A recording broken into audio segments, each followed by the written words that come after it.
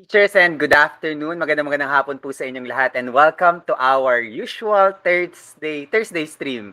And of course, no, this is still a continuation of our January series. At kanina pa ako umaga, no, actually. Kaninang umaga pa ako nagpo-post at nagbabalita sa mga teachers natin kung gaano ako ka-excited sa session na to. Not only because our two speakers for today are perhaps not two of the people I really look up to pagdating sa education. One, sobrang tagal na namin magkakilala from college. The other one, nakatrabaho ko from Xavier School, and kilala ko itong mga speakers natin, no, pagdating sa commitment and also their immersion, no, pagdating sa education. Talaga innovation wise, okay?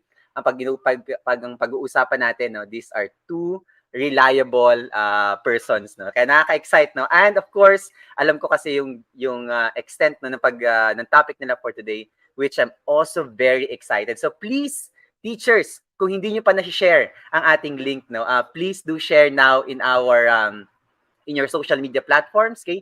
Sa Facebook, sa Twitter, sa Instagram, at kung saan man, no, para maka-invite pa tayo ng mas madaming educators, because this is something that we will all benefit na itong session natin for today. Okay, but before we do that, okay, and before I introduce our speakers, no, our topic for today and our speakers for our sixth installment of our January series, gusto ko munang batiin na magandang hapon, no, yung ating mga teachers. I will no longer do a shout out, teachers, no, because I'd really like to give as much time as I can, no, to our two speakers, kasi talagang ang dami nilang ibibigay sa atin for today. So I'll just have a general greeting to all of you teachers. No? So magandang hapon po sa lahat ng mga nasa live stream natin for today, no? And for those who are still coming in, magandang hapon din po, no? And of course, I'm always praying na lahat po tayo safe, okay? Especially with the increasing, no, ever increasing cases of COVID-19. So sana po safe kayo, your families are safe, okay?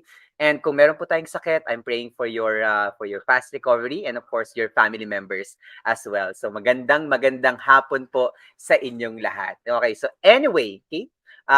Let's now get into our topic for today. Agad-agad, no. I will not waste much time, no, in getting into our topic for today, para lang we get to maximize, okay, what will be shared for today. So our topic for today, no, will be on reimagining classrooms. Okay, so later, no, of course, magbibigay pa naman ng mas magandang overview ang ating mga speakers for today. Pero this is an exciting session because this is a session, no, based on actual research, okay, conducted by our two speakers, okay.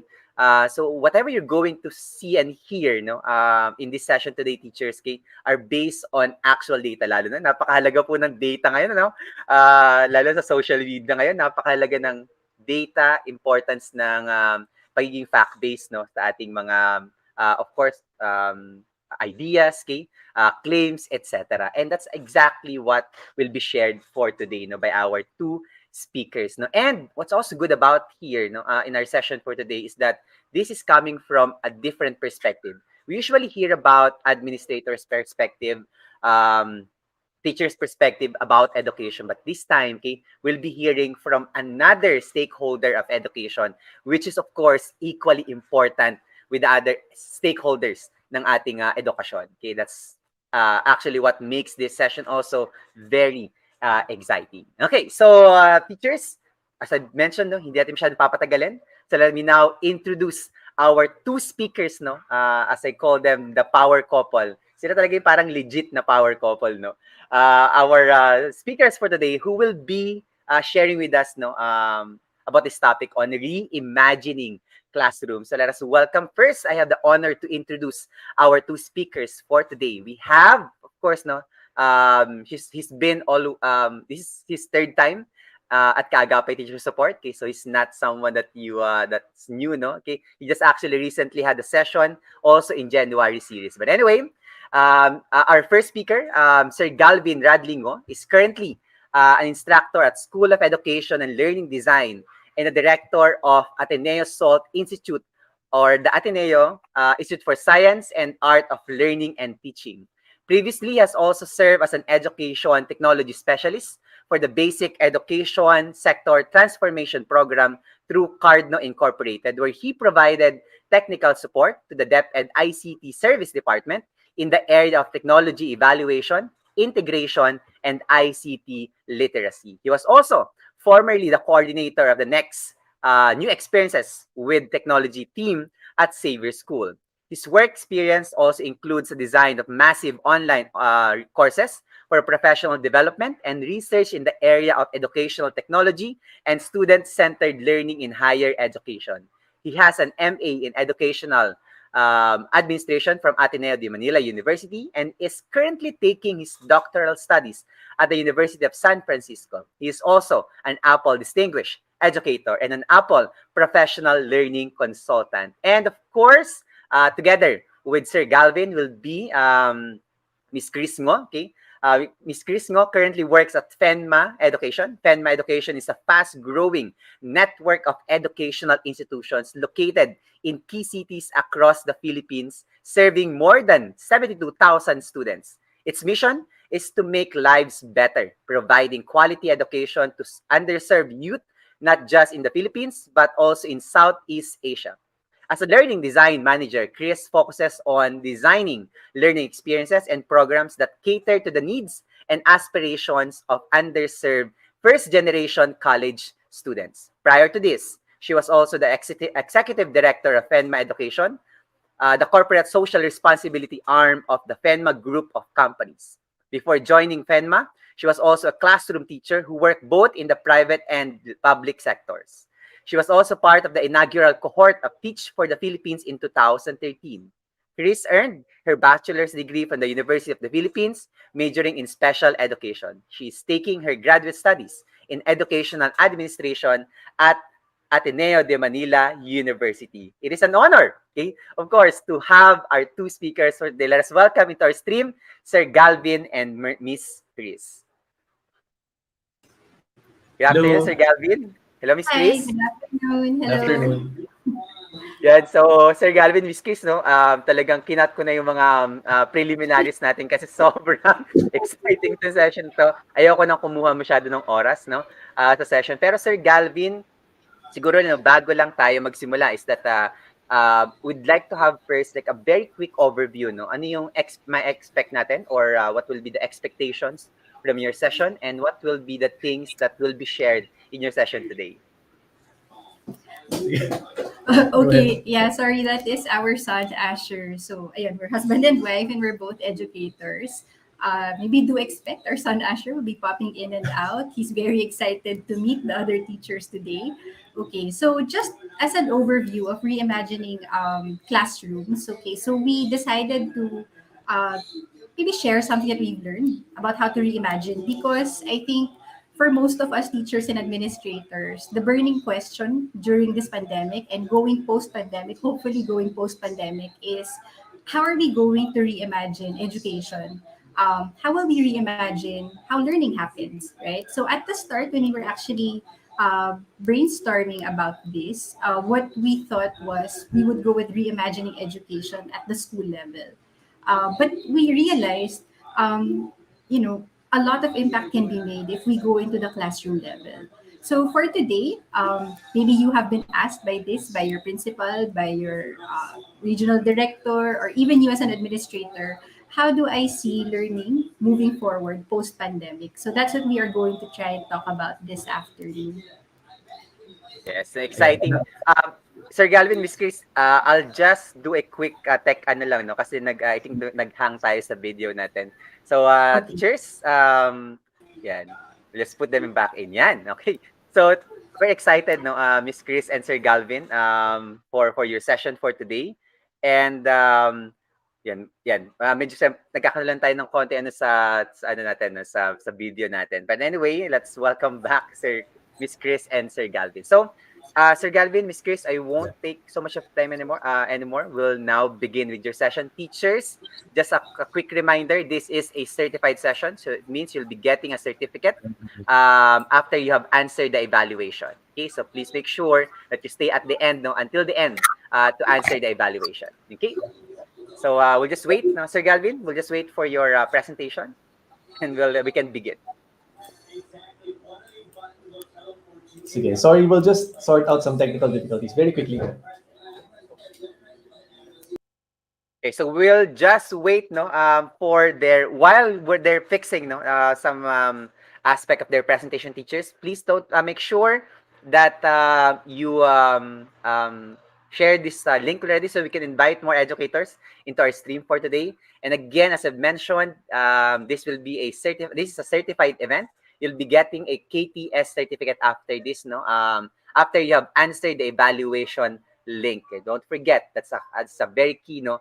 And of course, make sure that when you answer the evaluation link or the evaluation form, please make sure that correct spellings are considered, no, lalo na sa pangalan natin, and also in your email addresses. Kasi minsan, pag hindi tama yung email addresses, hindi po namin napapadala sa inyo ang inyong mga certificates. And para po sa ating mga new viewers, we usually send, no, our certificates in 5 to 7 days. No? So you give us 5 to 7 days for us to be able to send your certificates. Ayan. Ako mukhang okay na sina Sir Galvin, no, at Miss Chris for this session.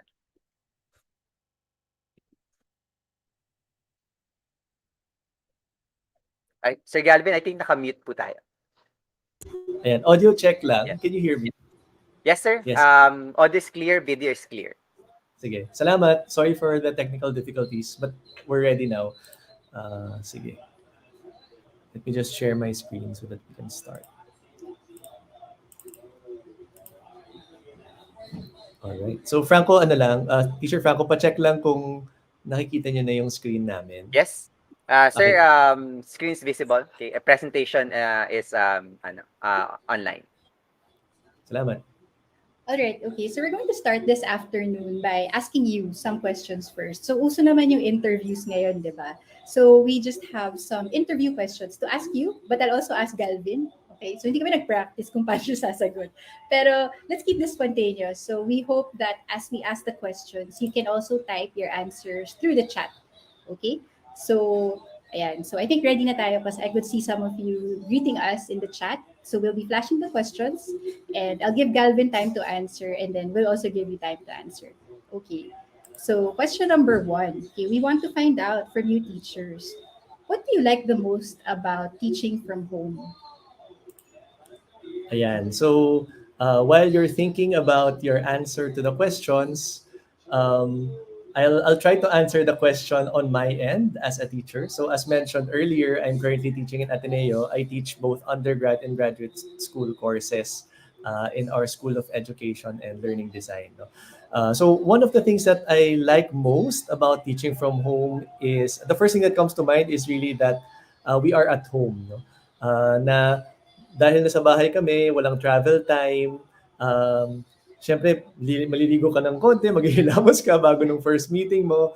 But then I realized that a lot of time was really saved when we were able to work remotely. No? So for me, that's one big thing. No? Parang yung added time, I feel like I gained a lot of time just because I didn't need to travel to Ateneo. Of course, I miss the campus, but I feel like that's been an advantage so far for me.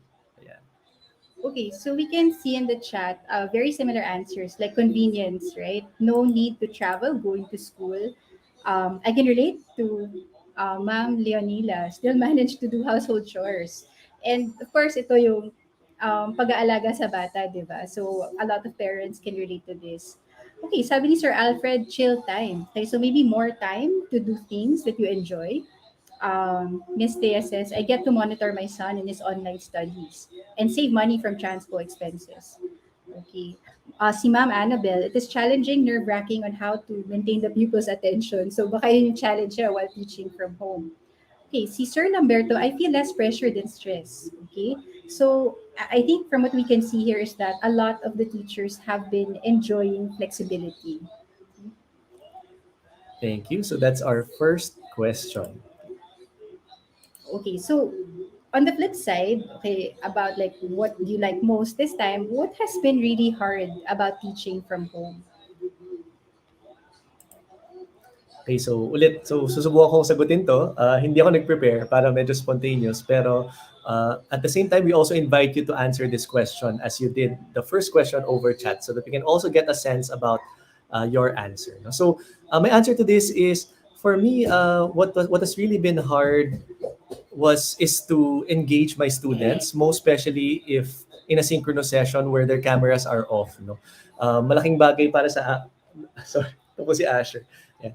So I'm sure You're na sa mga correct. nagsasynchronous session sa inyo, na-encounter nyo na po yun, no, na nag-lecture kayo or nagkakaroon kayo ng discussion and then walang non-verbal cues. No? So for me, um, missing out on those non-verbal cues has been quite difficult for me in terms of teaching. Yeah. Okay, so we also see, well, what I could see flashing right now is sudden internet and power interruption, or the background noises. So there are many things out of our control at home. Like I saw a while ago, the noise, the construction, uh, be having too much screen time, okay, and also having a difficult time reaching the students. So a while ago, if some of you also said that you enjoy the flexibility, right, of being able to do chores, meron din sagot ngayon na the blurring of home life and also the work life, right? I think a lot of us can relate to that. Um, and I see a lot of you saying that you miss your students. Okay, you miss really the physical presence of your students and really getting to interact with them. Yan. So kami isang challenge yun was, yun nga, may anak rin kami and he doesn't choose when to join us at work. Right. And siguro yung na-encounter natin yung technical difficulties is very concrete manifestation of the challenges or one of the common challenges. Okay, next question. What do you feel like you missed out on or lost as a teacher because of the pandemic? So, itong 2020, beginning 2020, ano talaga yung na-miss ninyo? So, ganun ulit, no? So, I'll try to answer the question based on my own experience. And as I do so, parang para ma-warm up din po kayo, no, sa pagsagot ng tanong na to from your own context. For me, maybe if I were to choose one thing that I miss the most, it's really those informal settings where I get to know my students, no? Kasi parang para sa akin, I'm the kind of teacher who likes being in the classroom early, who likes staying in the classroom after the class session. So para sa akin, yung mga moments na yon, kung saan nakikilala ko yung mga students na yon, I've seen how in a face-to-face setting, that has really helped me engage my students more. No? And unfortunately, parang hindi madaling gawin yon in this online and distance learning setting. Okay, so I see here something stood out to me. There's a teacher who really feels like she missed out on hugs. Yan, di ba? Also, live interaction with students, parents. I miss doing my own teaching style. Okay, how I manage my students inside the classroom. Of course, many of us miss the actual face-to-face aspect, like eating out together, kwentuhan with the students, kwentuhan with your co-teachers also. Okay. So we can go to the next question. So this is actually the last question. For the past year, what have you been most proud of? Okay, sige. So ako pala muna. Maybe one of the things that I'm most proud of, hindi naman sa pagmamayabang, no? Pero when I read through the evaluations from my students, one of the things that really fires me up and pushes me to do better, to continue what I'm doing, are really those comments from them na natuto sila. Parang I really learned a lot, yung mga ganong klaseng comments, I really learned a lot. I really appreciated how you helped us even despite the limitations of the current setting. No? So para sa akin, most especially because we're in a pandemic, because we're in a state of crisis, those things are important. No? That even in designing what I do as a teacher, mahalaga sa akin yung makapag-connect sa students. And pag nakikita ko yon, for me, that's something that I'm proud of as a teacher. Okay, and what I see from our respondents is that just surviving, okay, is something that we can really be proud of. But I'm also very happy to see that apart from surviving, not quitting also, there are also some of you have shared that, you learned new skills. I saw a while ago, Sir Christian said he's a Google certified teacher now. I think that's really worth commending, during this pandemic that you were able to gain a new skill. And alam po natin na yung mga teachers talagang nagsikap sila mag-aral. Mag-aral paano magturo ng online, mag-aral magturo sa Facebook, di ba? So, ang dami talaga nating nagawa. Okay. Um, Ayan, learning how to new technology to address the needs of the students. Okay. So, okay, so we can. Sige. So we'll just so you know, we'll turn off our camera for a while because there seems to be something wrong. We'll try to troubleshoot it midway when we do a Q&A. But in the meantime, para hindi masyado ma-disrupt your presentation, I hope you don't mind just seeing the slides first. No? Sige.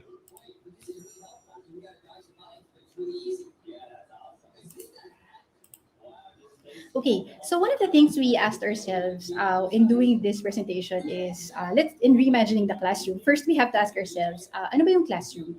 How do we define it? Okay, and for me, so just like what Franco mentioned a while ago, actually one of my last teaching jobs, being a classroom teacher, was working in a public school. So I worked in Holy Spirit Elementary School. This is one of the bigger elementary schools in Quezon City. So di ko alam kung may nanonood from Holy Spirit, but if ever, hello. I miss HSES. Ayan. So this was my classroom. I taught grade 3 students. And for me, if you ask me before, what is a classroom? I've always defined it as a second home for my students. So I decorate it. We take care of materials together.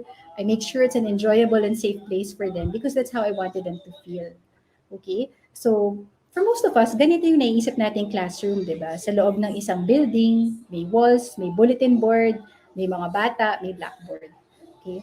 But when the pandemic hit, okay, the classroom itself or our idea of it has changed, right? The classroom is now in your students' homes, and you're teaching also from your home. In the pictures here, when we Googled Remote Learning Philippines, you can see saan na napunta yung classroom? Inside a jeep, outside, inside your students' homes. So we really have to rethink and ask ourselves, ano na nga ba yung classroom? Okay? So in this session, okay, moving from the idea of the classroom as a physical structure, we will try to imagine the classroom as a system. Okay, and what do we mean by this? So before we do that, we will define first, ano ba yung system?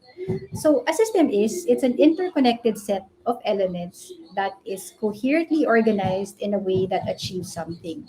So medyo malaman siya, di ba, pag binasa. Para it's a little bit too much to take. But in the next few slides, we will talk about how is the classroom a system? What are the elements in a classroom? And these elements, ano kaya yung connections nila? Okay, what are the relationships?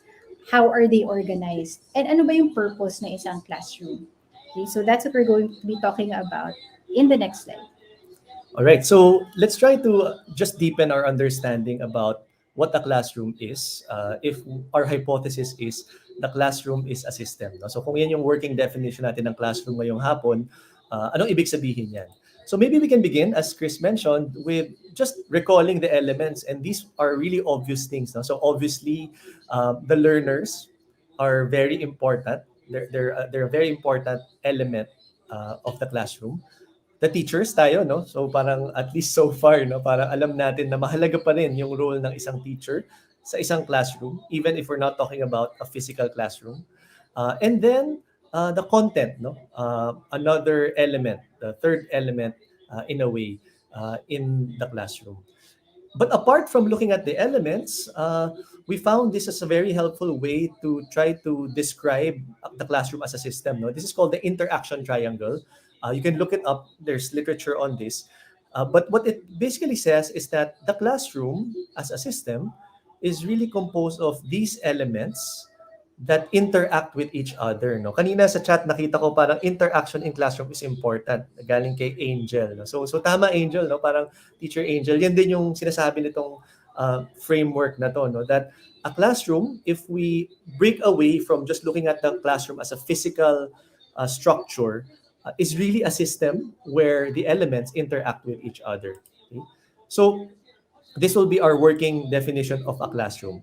So what I'd like to do, just to help deepen further our understanding of this framework, is I'd like to take a look at each interaction and then just propose a general definition of what's happening or what happens within each interaction. No? So, for example, kung uunahin natin yung interaction between the learners and the content. No? So, right now, siguro relate na relate tayo dito, most especially for those of you who are using modules, no? Wherein physically, what happens in the classroom, as you saw in the pictures a while ago, might be the learners going through specific content, no?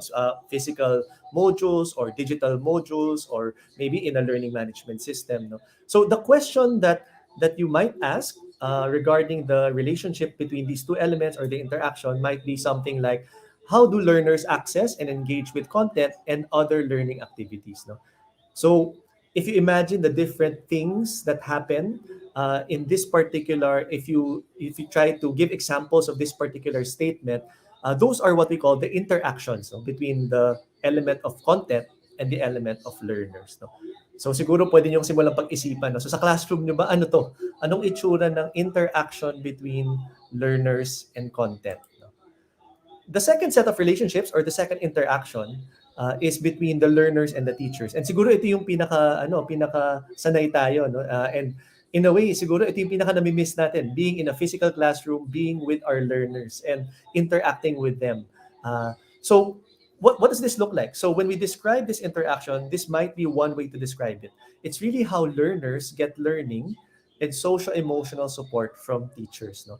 So if the objective of a classroom essentially is to help students learn, one major objective at least of a classroom is to help students learn, the function of the interaction between teachers and learners is to really support them. No?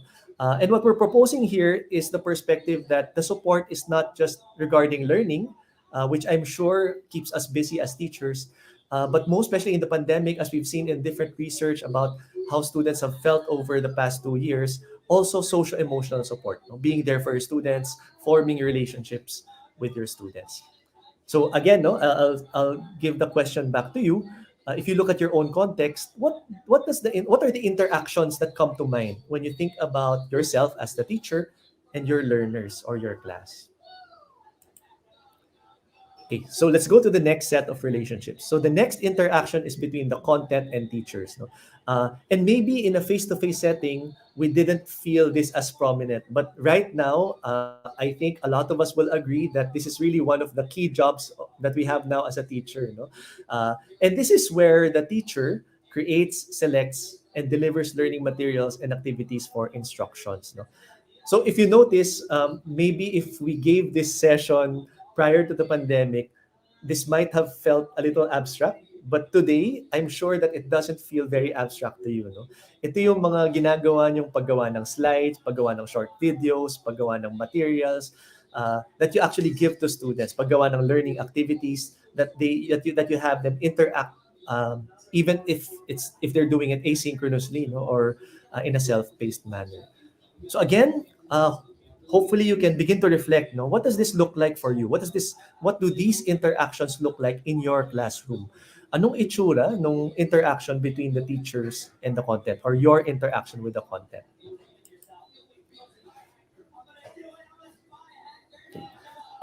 So just to complete the diagram, no, on the lower left corner, you have the interaction between learners, and this is quite obvious. No, these are opportunities for learners to interact with each other, either towards learning or towards building relationships. And then the last piece of this framework is this green area that you can see here. No, and this is really something that we will try to build on in today's session. That when we look at these interactions, they don't happen in a vacuum. That these interactions, more often than not, happen in a specific environment. So for at this point in time, maybe for some of you, this environment might be remote learning. For some of you, this might be online learning. Prior to the pandemic, maybe this environment might have been a tutorial or a face-to-face classroom environment. No? So we'll continue to build on our understanding of the triangle by trying to use it in today's presentation. So there are three things that we hope to help you answer or help you think about in the next few minutes. And the key question that we frame today's presentation with is as follows. No? So how might we reimagine classrooms? So kumbaga yan yung driving question natin. And in the next few minutes, we propose three things or three steps, if you may, or three phases. The first is to start with context. The second is to review the elements of and interactions in the triangle that we just showed you. So babalikan natin yung triangle in a moment. And finally, something that is quite important, most especially as we move forward beyond the pandemic, no? That when we reimagine our classrooms, hopefully we imagine it for resilience. No? So we imagine it being conscious of the many changes that still might happen in the near future and the far future. Okay, so for the first part, we will start with context. Okay, and when we say start with context, ito yung sinasabi ni Franco a while ago that we are going to focus on a different kind of stakeholder today. And actually, sila yung pinaka-importanting stakeholder when we think about schools. We will start with the context of the learner. All right. So this is a quote from one of our favorite educators. His name is George Couros. You can look at his blog. Okay, it's a very rich blog with a lot of insights. Okay, and he had this quote that the best way to develop the leaders of tomorrow is to give our students opportunities to lead today. So the big invitation today is, as you try to reimagine your classroom, did you ask your students what is important to them? Okay, because our tendency is we will look at studies, we will look at research, we will invite experts, but how much time did we actually give to listen to the voices of the students? And this is what we wanted to do today, and this is also why much of our discussion later, when we investigate, okay, the interactions, we will be telling you the stories of the students that we talked to. All right, so we based some of our activities from this material called Imagining September. Okay, so there was a 2020 version of this, and there was a 2021 version that also came out. Okay, so if you look this up online, okay, it's a very rich document that will help you reimagine how to do schooling, how learning can happen in the new normal. Okay, so it was really done by Harvard, okay, and MIT, as you can see in the resource. So on the right side, you can see a list of questions. Okay, so familiar ba sila? Oo, siguro, di ba? Kasi ito yung sinagot natin sa chat kanina. So we actually took this process from this document. And these 5 questions that you asked before we started the session, we also asked students from different groups to answer this question. Okay? So who are these students that we asked? Okay, so this is not actually a formal research, okay? But I think what we are used to in education sometimes is we look at big studies, right? Very quantitative statistics, like X% will learn better in face-to-face or online, ganyan. Okay, but this time we wanted to deep dive and look at the stories. Okay, so the data for this session would actually be the stories of the students who answered the 5 questions, and these students are 9 basic ed students and 5 higher ed students. Okay, so these students did not come from the schools that we are a part of. Okay, so we tried to work with other nonprofit organizations and also friends of friends if we can interview their children. So we'll give you an example of how some of their sample answers. So for question 1 about what do they like about school. So a college learner, okay, primarily online yung mode of learning. He said that it's important that what I really like with learning now is getting all the materials needed ahead of time. So when you interview your students, you might get an answer like this, okay? Getting all the materials needed ahead of time. But what's important is you ask the student, so bakit mahalaga sa'yo na makuha lahat ng materials ahead of time? So the story behind this answer is they told us that now the teachers would give them all the materials. Dati daw kasi hinihintay mo pa every meeting. Then, one college student even went as far as saying, ang ganda nga ngayon kasi pag pumasok ka daw sa Google Drive, naka-label na yung folders, the handouts, and everything. So again, makulit kami. We said, why is that important to you? Sabi niya, minsan kasi pag marami na yung papel or materials to organize, it's hard for them to organize their learning materials. Okay? And in the pandemic, they also shared that it was very difficult to keep track of the things that they were doing. Okay? So dahil marami din daw distraction sa bahay. So again, when you dig deeper, you find out the main reasons behind why is getting all the materials needed ahead of time important to the student. Okay. Second, so what's something that you did not like? Okay, this is from a grade 9 learner in a public school. So, ang mode daw niya ay modular digital. So, meron siyang modules, pero may digital aspect of teaching, which is, I think they're part of a Google Classroom. Okay, so this is what this student shared. Sabi niya, yung isang bata na may malakas na signal, mas naintindihan niya yung lesson kesa yung sa hindi malakas yung signal. Choppy na yung teacher, hindi niya maintindihan. So the reason behind this is, parang sinasabi niya dati, sa classroom, sabay-sabay kayo natututo. Sabay-sabay kayong nakikinig sa teacher. Kumbaga pantay-pantay yung opportunity ninyo na maintindihan yung lesson. Pero nung nahiwalay na, they're learning from home and the teachers are apart from them, parang yung opportunity or ability to participate, it depends sa palakasan na lang ng Wi-Fi. Okay, so again, this is a change that is important to note because ibang-iba, di ba, yung experience. Like maybe your honor students before, kung humina yung signal nila, does that mean na-demotivate na sila? Baka hindi. Baka it was simply just a problem of connectivity which led to, being demotivated to participate. Okay, so third question, what do you hope will be done by schools? So ano pa kaya yung pwedeng gawin ng schools even after the pandemic? So there's one college learner who said that she hopes, okay, that the professors continue doing different types of assessment. Okay, so we dug a little deeper and we said, why? Ano bang assessments ginagawa before? So she said that it was really mostly paper and pen tests, the usual tests that we are used to creating. But as you all know, diba, because of the pandemic, we really had to be creative in the ways in which students can show us how they learn. And for her as a learner, she really appreciated that. Now there were different ways for her to show her learning. And actually more of that was really the application part. So lumalabas from that interview, she was saying that the assessments I take now are more relevant to my life, more relevant to developing practical skills. And she hopes na post-pandemic, they can still do this. Okay? Okay, so question 4, what do you feel that you missed out on? Okay, so di ba nakakatawa, yung sagot ng student is, namimiss niya daw yung pinapagalitan siya ng teacher dahil lagi daw siyang madaldal sa klase noon. So this was funny. So we asked the student, bakit mo naman namimiss yung pinapagalitan ka? So apparently, the story behind this is, hindi naman sa gusto niya pinapagalitan siya, but he appreciates that, the teacher calls his attention when he needs to focus. Kasi ngayon sa bahay, wala na yun, di ba? Wala nang nagre-remind sa kanya na, uy, ito dapat yung ginagawa mo.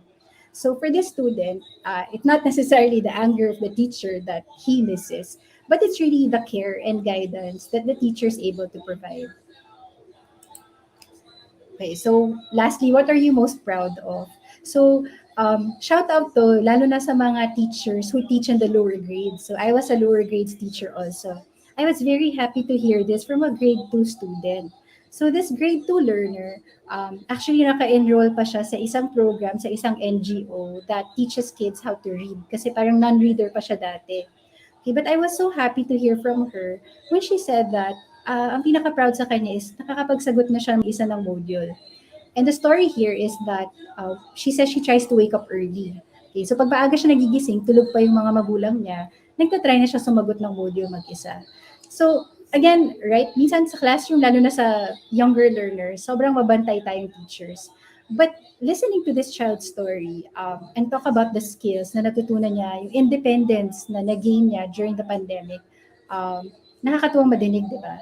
And this grade 2 student, pag bumalik siya sa school, hopefully, she can still feel and practice this kind of independence also. Okay, so yun yung stage 1 natin, no? Or yung phase 1 natin. And we shared with you some of the quotes, some initial data from our interviews. Again, not to say na sa lahat ng classroom ganito yung nangyayari. No? I just wanted to make sure to clarify that. No? But hopefully, you can also imagine asking the same questions to your students. That when you imagine yourself asking these questions among your students, among the cohort you're teaching, ano kaya yung magiging sagot nila? No?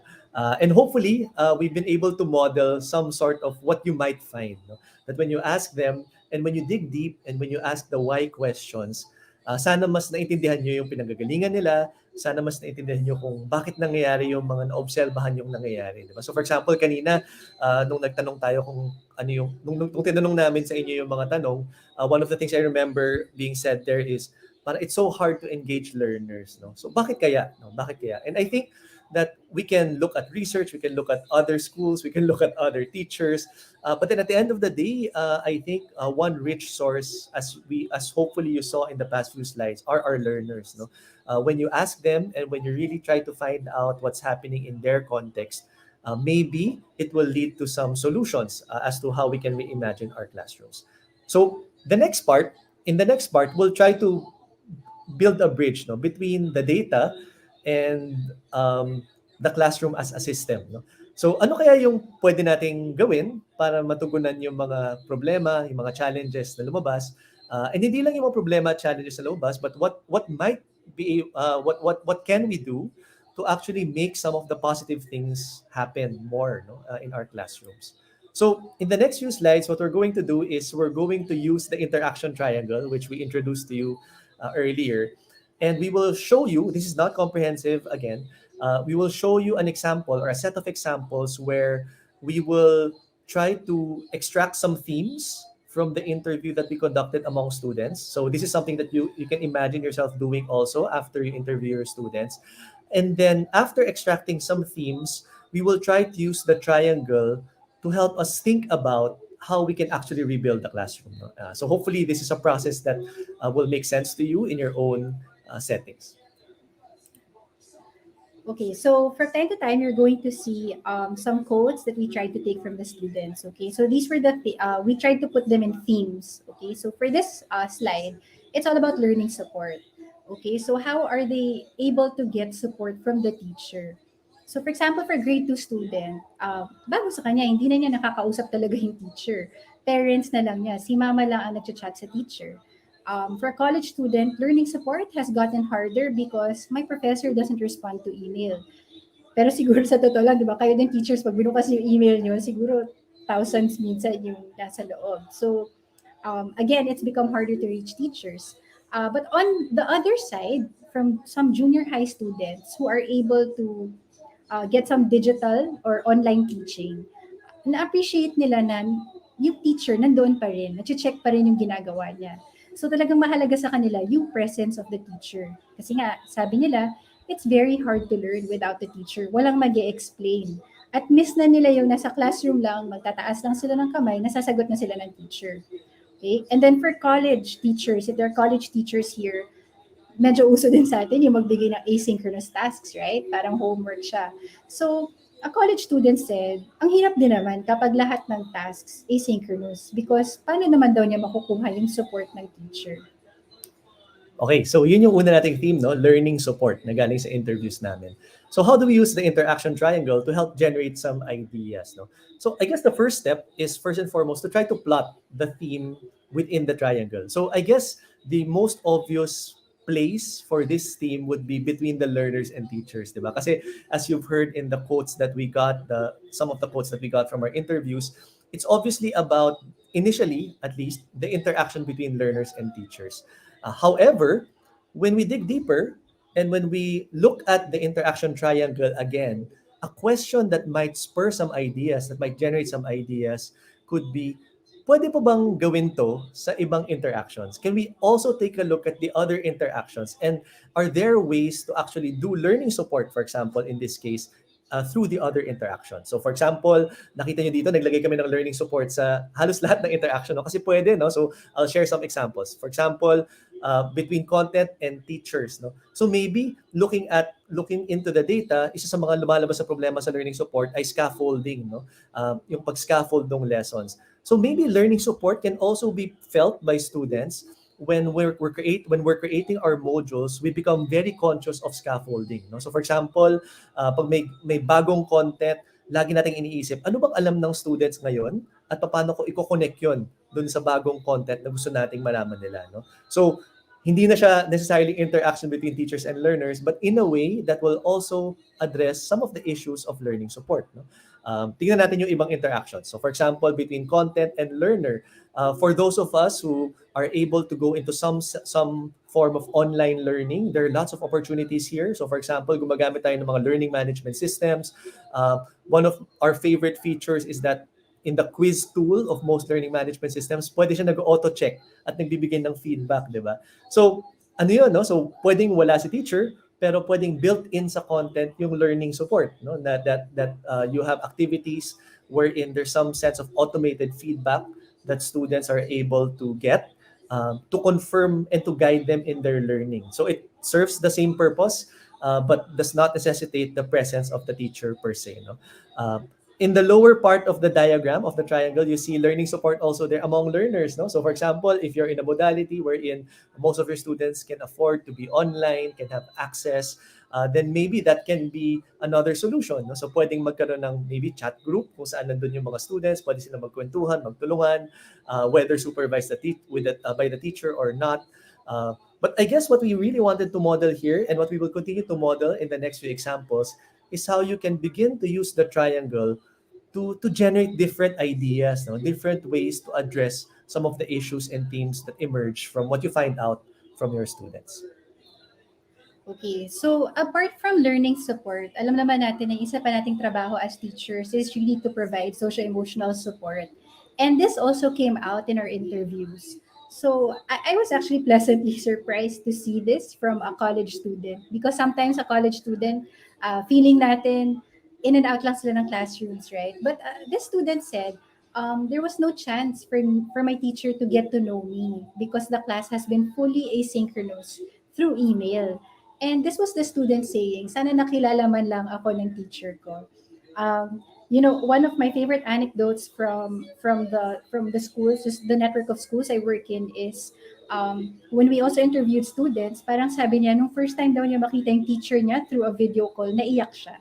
Okay, so parang ganun sila kasaya to see the teacher. And it's not because they're just looking for the learning support, but there is that source of social-emotional support that we are able to give our students. So another student said, sana magtuloy-tuloy yung kinakamusta kami lagi ng professors.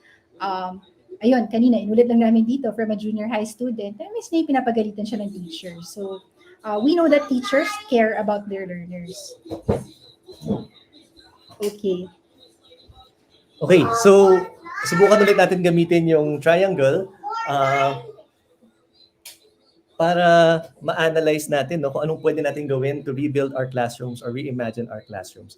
So again, obviously, in this second theme, if you plot it within the triangle, most probably ilalagay natin siya sa gitna ng learners and teachers, no? Because obviously, learners, more often than not, gain social emotional support from their teachers directly. However, there might also be ways to do this in the other interactions. So again, brainstorming po tayo. So for example, when we look at the interaction between content and teachers, no? So when teachers are creating content, maybe if you know that there's a need for social emotional support among your students, you can build it in your content. So for example, one of the things I've tried, so I also create asynchronous modules for my classes.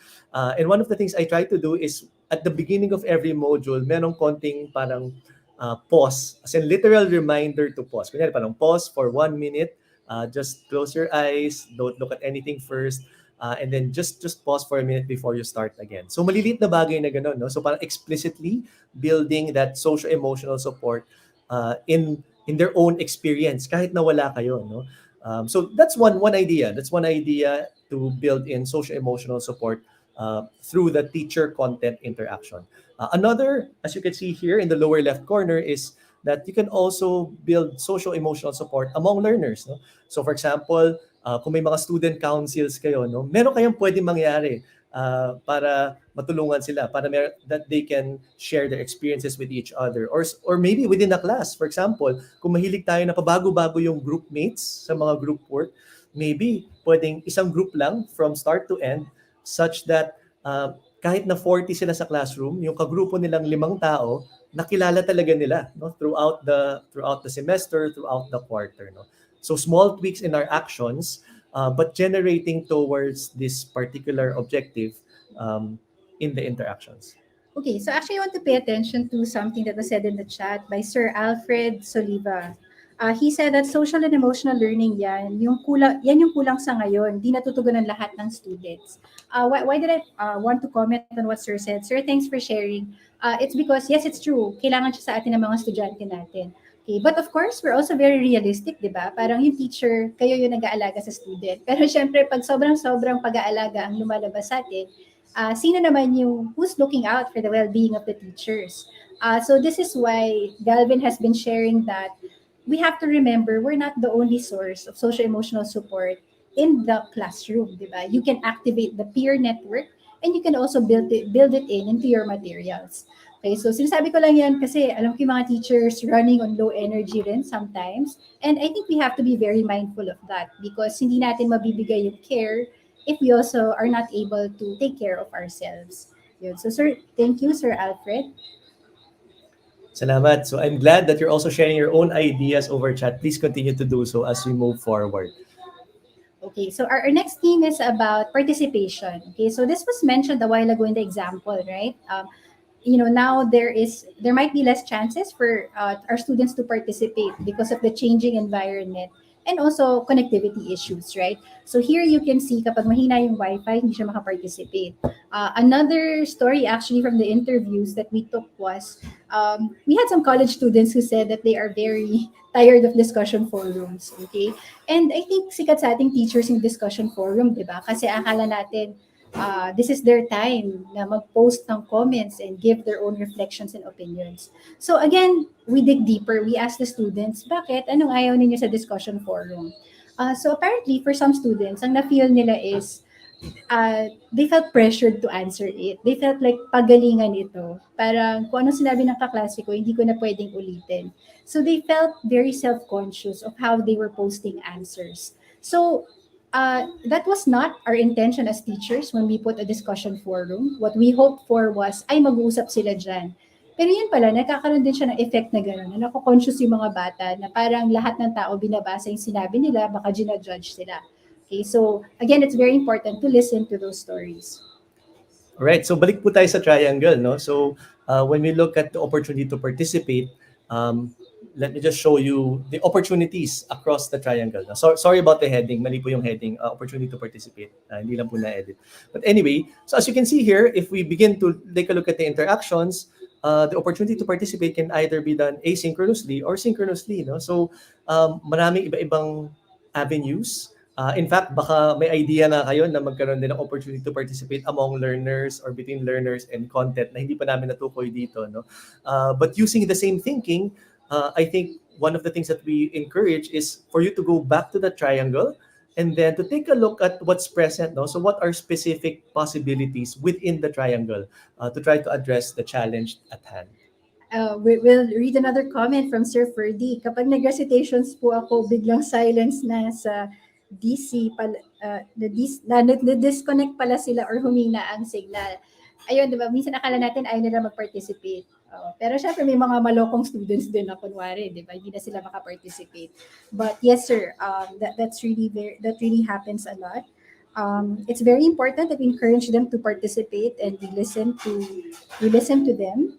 Okay? So, actually, yung nagulat din po ako before, our teachers also created messenger chat groups with the students. And before, akala namin corny kaya magpa-recitation sa chat. But apparently, some students really enjoy it also because nafe-feel nila sa classroom dati na tinatanong sila ng teacher tapos excited din sila sumagot. Okay, next theme is about, this time, understanding the content. Okay, so alam natin tong teachers, naghanda tayo ng mga modules or online courses. Okay, but we also hear that for the students, minsan nahihirapan silang sagutan mag-isa. So usually they have to wait again for the teacher to give extra learning materials, or for some, they have to spend a little extra just to research on Google. Okay? So meron din yung iba, ay binigyan lang kami ng teacher ng set of curated videos. Wala man lang recorded lecture na nakita namin na siya yung nag-lecture. Okay? Or something that's also been very important, I think, to senior high school students and college students is missing out on field work, okay? Not being able to do or practice the practical skills, like for example, in a lab, right? Hindi nila magawa yung mga experiments. So dahil hindi nila nagagawa yun, parang feeling nila, hindi nila nade-develop yung skill na kailangan. So if I can share with you, one of the students we interviewed from college, he's a biology major. And he's graduating and he feels like hindi siya prepared to go to work kasi hindi daw siya nakapag-field work, which is really very valid, right? So What are some things kaya that we can do to help them, understand the content or practice skills better? So again, when we look at the interaction triangle, the one of the obvious ways by which we can plot this particular theme will be between the learners and content, di ba? After all, ito yung issue. Most especially in self-paced learning or asynchronous learning, they're having a difficulty understanding the content. However, what are other possibilities when we look at the other interactions? No? So for example, one obvious parallel action point when we see a theme like this would be to look at content and teachers. No? So kung nahirapan sila dun sa content na pinagdala sa material, if they're having a hard time understanding the content based on the materials or what they are engaging with in your learning environment, maybe the first interaction you might want to look at is between content and teachers. How are we building the materials? What are the kinds of materials that we're building? In the materials that we're creating, what can we do to improve the understandability? No? So, ano yun, no? Usually parallel conversation po yan when we see things like this under content and learners. But at the same time, we also recognize that maybe for some learners, mahalaga yung learner-to-teacher interaction. No? And this is very similar to what we mentioned in learning support. No? That in terms of understanding content, maybe there is a role that synchronous, that interaction, that communication between learners and teachers, there's a very specific role that it actually also plays. No? That maybe for some students, when they have opportunities wherein they're actually with the teacher, for the teachers to actually answer questions right away, maybe they will be able to understand content better. No? Okay, so there's some sharing from Sir Ivan Shane Lorenzo Malala. And I think this is related to understanding the content, right? He shared here that it was satisfying on my part as a teacher when I used the breakout sessions feature of Zoom for online peer tutoring strategy. So actually, yes, sir, tama kayo, para another source of learning support or understanding the content could be their peers. And setting up the small groups, okay, so that they can help each other understand the content, can be very helpful. So thanks for sharing that, sir. Okay, so last, another theme would be on workload. Okay, so for junior high, some students said, hindi daw nakikita kasi ng teachers yung dami ng ginagawa. Which is true, because in the classroom, it's very easy for us to see kung ang dami naman natin pinapagawa or nahihirapan sila. Right now, some of that could be guesswork kasi hindi natin nakikita yung mga mukha nila. So now they're really saying they need help in knowing what to do or prioritize. So this college student actually said, I wish there was a way to gauge the amount of time to do a task. Sana daw magkaroon ng tool for the teachers to be able to estimate properly how long it takes to do something. May isang grade 2 student, sabi niya, masakit na daw lagi yung kamay niya kasi maraming sinusulat. Okay? So again, the workload, okay, can become a problem, especially if we're not in the same physical classroom as the students. Okay, unless they tell us or unless we try to find out directly from them kung kamusta na sila. Right. So this is a very similar scenario to the last case that we looked at. No, that obviously, I guess this is the workload issue is an issue of content to learner interaction. And as I mentioned earlier, the more often than not, may counterpart po na action na pwedeng gawin sa content-teacher interaction. No? That obviously, redesigning workload, looking at the amount of work that you're asking students to do, calibrating with what they're actually able to do, for example, will be very helpful in this particular case kapag narinig natin yung mga gatong bagay sa mga students. No? But of course, I guess there's no real scientific way of going about it. Workload is really guesswork more often than not. But I think the important piece there is to be open to feedback from your teacher, from your students. No? That kunyari 2 hours yung nilaan nyo dyan, 2 hours ba talaga yung ginamit nila? Or did they do it for more?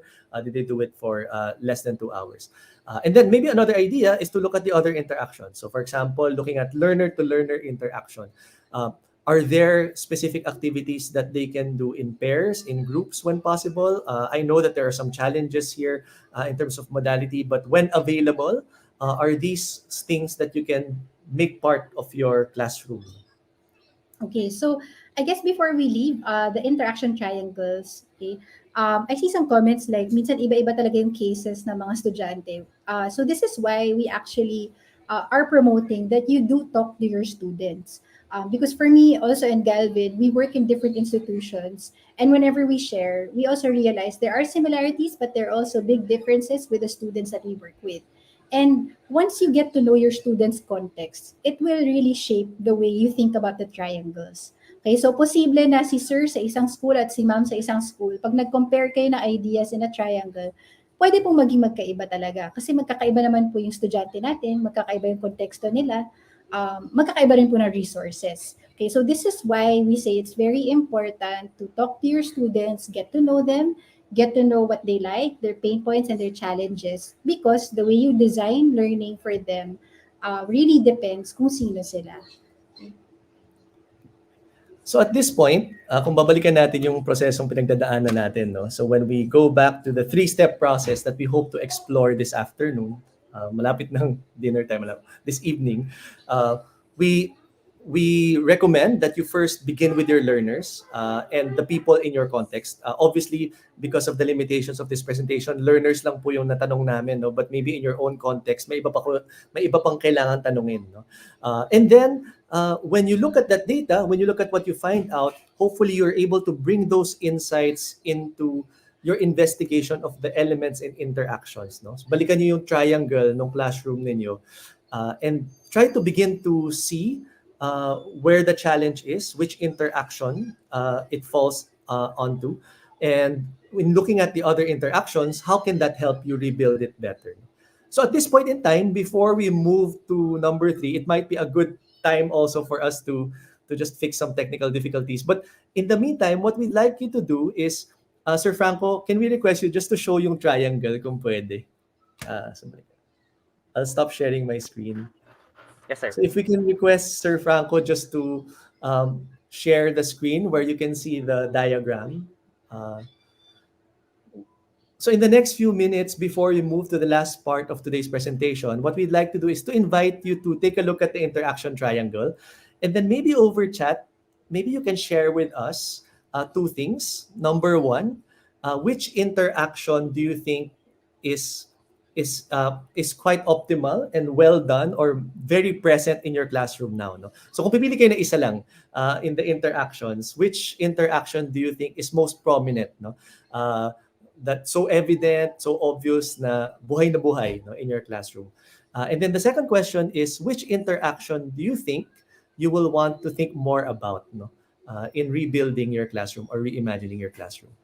So we'll leave the call and we'll come back. Hopefully, when we come back, we're able to sort out the technical difficulties. But hopefully, you can please share over chat. We'll be back to read your answers and to continue with the last part of today's session.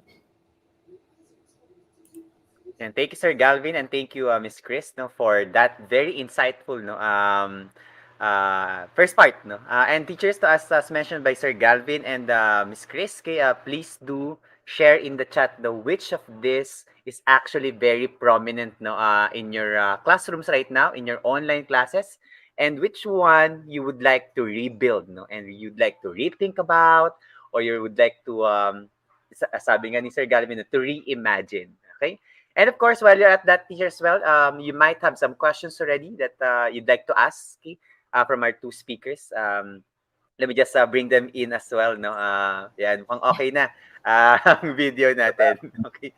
Yes. And again, Sir Galvin and Miss Chris, sabi nga Sir Galvin, very, very much part. Kaya ako hindi ako nag-worry talaga pag may mga ganun technical difficulties, because that's the reality right now, especially in the Philippines, pagdating sa connection natin. Hopefully, infrastructure catches up in the Philippines when it comes to parang ini-imagine ko talaga is yung standard ng Korea, no, yung running at sana normalize na yung 1 GB yung speed ng mga internet natin, no. Parang ngayon, Sir Galvin, until today meron pa ako nababalitaan that's running like around 1 Mbps or lower than Mbps. That's not really optimal na yan. Okay, so Sir Galvin, marami nang sagot sa chat ngayon, no, Sige, about so we'll do it. Thanks, Franco. Yes. And while you're at that, teachers, you can also ask some questions, no, about the first part. Yeah. Okay. So gusto ko lang banggitin yung nabanggit dito tungkol sa cognitive presence. I think that for those of you who are familiar with the community of inquiry model, baka yun yung naisip nyo, no, na very similar to what we've been talking about, no. Unfortunately, hindi natin dadagdagan yung mga konsepto today para hindi tayo malito, but that's definitely one of the things that you can look into, the community of inquiry framework or model. Mukhang hindi talaga nakikisama yung aking internet. Anyway, sige. So we'll Okay, read like out some ideas over chat. We'll just turn off our camera. Sorry about that. So that you won't feel distracted na para kaming na sa statue dance. No? Okay. Go ahead. Okay, I think a lot actually talked about learner and content. Like there's one here, learner content usually dominates my learning sessions, but I really want to promote student-student interactions. We also heard that a lot from the students. Admittedly, I think when the pandemic hit, the only thing we thought of is self-learning. But really, I agree that we need to unlock the power of the peer, whether we go back to face or some form of online or remote learning, because marami talaga silang pwedeng matutunan at magawa with their peers. Okay? Um, Okay, so marami ding nagsabi tungkol sa learners content, no? Baka yun yung isa sa pinaka-prominent. And I think that's very obvious because as we probably noticed, since we shifted to some level of different modes, no? Different modalities of remote learning or distance learning, syempre yun yung nauna, no? Yung learner to content, yung una nating pinagtuunan ng pansin. No? And maybe as we move forward, if we're able to have that in place, kung medyo nag-stabilize yung quality ng learner to content natin, baka pwede nating dahan-dahang dagdagan yung ibang interactions in our classroom. Okay, so interesting. Sir Christian says that learner content mas gusto ng majority ng learners ang learner management systems dahil accessible siya anytime. Kahit recording na lang si teacher para true flexible learning. Yeah, actually, we also discovered that, like, for example, in my case, talking to the students in our institution, they like using the platform that we are using. Sabi nila, kahit bumalik tayo sa face-to-face, gusto nila na meron pa rin some form of learning management system. Kasi nga, kaya nila balikan yung materials and even the recording of the teacher anytime. So again, that's an example of something na pwede niyo i-prepare for online but still use when you go back to face-to-face classes. Siguro we can read a few more before we move to the last part of today's session. So I'll just read this comment from Jomar. No? Learner-teacher interaction is the most prominent in traditional classrooms. I believe we should help students become more independent learners by improving learner-to-content interaction. I pointed that out because I think that's very important. Kung naalala niyo isang quote kanina tungkol doon sa grade 2 student, na tuwang-tuwa siya na nagawa niya ng mag-isa yung module. No? And in as much as we really love our students, we want to be there for them, we have to strike a balance between empathy and engagement. No? Kumbaga, creating that space, as Jomar aptly put here, for them to also learn independently. And imagine nyo po, no? Imagine if we're able to, quote-unquote, hack that. Imagine if we're able to form our learners to be good, efficient, and effective independent learners. Diba? Parang kahit na magpabago-bago tayo ng modality, kahit na mag-print tayo today, bukas mag-classroom tayo, basta meron silang bagay, meron silang materials where they can learn from, they will learn. No? So I think that's a very insightful comment from Sir Jomar. Thank you for that. Okay. All right, so please keep your comments coming and thank you for reflecting on this. Hopefully, the triangle has been a helpful thinking tool for you, no, as it has been for us. No? So while preparing for today's presentation, we also try to test this in our own scenarios. No? That when we reimagine our own classrooms, how does the triangle help us? So we will now move from the triangle to trying to see other considerations. No? So hopefully the triangle was able to help you understand how you can recalibrate the interactions in your classroom. But we'd like to end today's session with some principles that you may need to bring in actually defining what you will do, in actually deciding on how your classrooms might be. Okay, so the third part is really about designing for resilience. Okay, alam ko minsan pagod na tayo madinig yung salitang resilience. Okay, but that's why it's also very popular is that there was a big disruption that happened. And now there's always this call on how do we build back better. Prior to the pandemic and then getting into the pandemic, And that there were a lot of problems that were raised. But I think as teachers, the problems and the challenges that came out now, alam naman natin na nandun na marami sa kanila nandun na dati pa. And what happened in this disruption is it gives an opportunity to build back better. So this is what we are proposing to do, okay? That we frame it, our design around resiliency. And resilient design, okay, has three elements. And actually, itong tatlong elements na to, pinapractice natin siya kanina pa. Okay. Okay, so isa-isahin natin siya. But again, as Chris mentioned, you will notice that the examples that we will share with you are actually things that we already discussed earlier. No? Nilalagyan lang natin ng label so that we understand how these design elements or these design moves or decisions actually lead to these three properties or elements of resilient design. So the first one is called redundancy. I'm sure that the word redundant is not new to you. Obviously, di ba, parang when you think of the word redundant, ang naisip natin ay, kunyari, dalawang bagay, no? Or parehong bagay. No? Anong itsura ng redundancy in a classroom setting or in our classroom system? Okay, so a while ago, we were talking about learning support. So in a traditional classroom, usually learning support comes directly from the teacher. Diba? Parang we can show up in class, actually, without any visual aids or materials, just the teacher and the learner.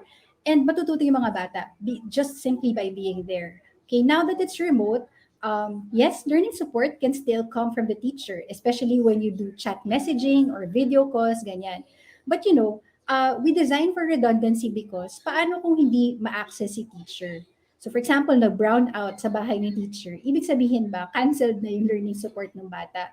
No, okay? So this is why we were brainstorming for saan pa kaya pwedeng makakuha ng learning support ang mga estudyante. And in this example, in this slide, you can see the learning support can come from the actual content or materials. So sabi nga ni Galvin kanina, an example of this is self-checking quizzes na may feedback on wrong answers. Instead of the teacher discussing it, it can already be in the tool. Or for some of you who use printed modules, you can put answer keys, right? So the student doesn't always have to depend on the teacher for the learning support. So we just have to plot the different ways in which the element or the interaction can be redundant.